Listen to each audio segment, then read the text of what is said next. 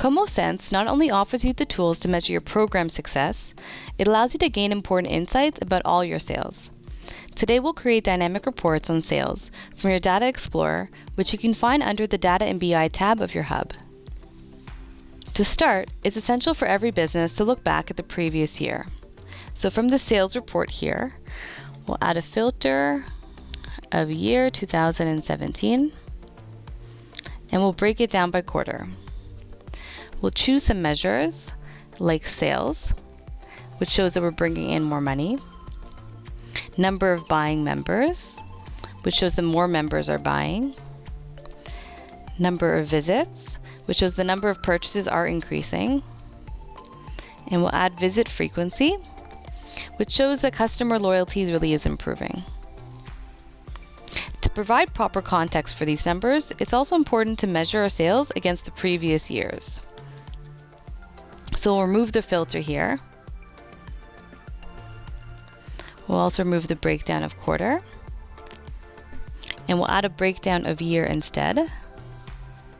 And we can also add a breakdown of month, so we can compare the same month across the years. For example, if we compare January of this year against the last year, we can see an overall increase in sales, in the number of buying members, and also in the number of visits. If we look at all the average measures, let's say visit frequency, average spend per member, and average spend per visit.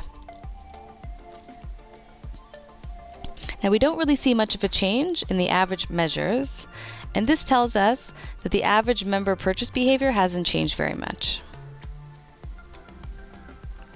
Now let's drill down a little bit more into the purchases by department and items.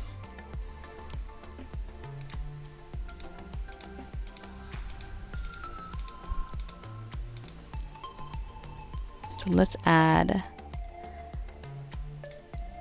department code. And we'll also add sales item. You can see here that there are two different ways to measure sales. In this case, sales item shows us how much customers spend on items from this specific department. If we look at sales ticket, it will show the total spend of the purchase, which included the items from this department. Now there are different ways we can measure the most popular department. It can be by sales, the one with the highest sales. We can also look at number of units sold, the one that sold the most items, or number of buying members. And here we could see the most members that purchased from this department. Similarly, we can find the weakest department or items, so we can create campaigns to promote them. Make sense?